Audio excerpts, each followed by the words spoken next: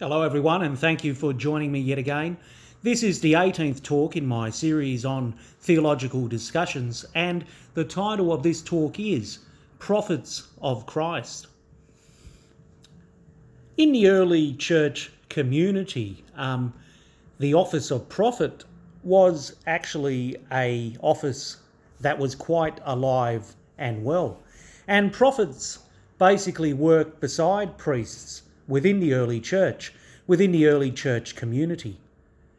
Sometime during the first early several centuries, prophets disappeared. There was both male prophets as well as female prophets in the early church, but sometime within the early church, the actual job, for lack of a better word, of a prophet basically disappeared, and prophets were no longer found within the early church community. What happened to them? I guess it would require some research to find out what happened to them.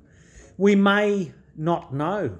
There may not be any evidence of what actually happened to them. They just basically left the scene. They just basically disappeared. I think we should re-establish the office of prophet. In today's church, we have the priesthood, and there does not seem to be anything else other than the priesthood in today's church, in today's modern church. We have the role of priest, we have the role of bishop, and we have the role of deacon, but what else is there in terms of leadership and in terms of service? I guess you could say we also have like nuns and religious brothers and so forth, but what actually is there other than the role of priest in terms of leadership within the church community? There isn't much at all. I think and I believe that we should resurrect the order of prophet within our church. We only have to reflect upon our baptism as well as our confirmation to recognize the fact that when we are anointed at baptism and when we are anointed at our confirmation, we are anointed with the oil of chrism.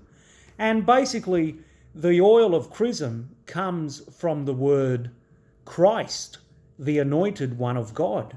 So basically, when we are anointed at our baptism and when we are anointed at our confirmation, we are anointed with quite a very special and expensive oil called the oil of chrism.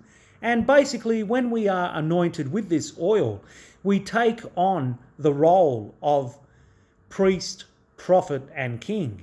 Now, this role of priest, prophet, and king is the role of Christ. Christ is our priest, our prophet, and our king. And when we receive this oil, we too take on this role of Christ within our community here and now. I think it would be quite befitting that the church took up once more this office of prophet, and that it would really provide a role for women within the church. There's been quite some debate over the years about the ordination of women to the priesthood.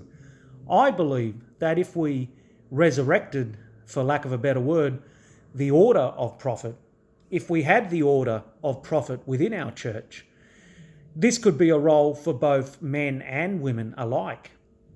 And if we had this role within our church, what would the order of prophet be? I very much believe that this order of prophet would be a role within the church, but primarily within the world. For example, it would be it could be a role within the workplace. It could be a role within, schools. It could be a role within hospitals. This role of prophet would basically be a function within the church that would not only work within the church, but would primarily work on behalf of Christ and the church within the world. I believe that the primary role of the order of prophet would be to begin building God's kingdom here on earth. Now, to begin building God's kingdom here on earth, this is not necessarily a role for the priest or for the bishop or for the pope. Their role is mainly a sacramental role and a teaching role, if you like. The role of prophet would be a role of building, transforming the world, the secular world, the world where we work, the world where we live. It would be very much a secular role of transforming this world into the very fabric of God's kingdom here on earth.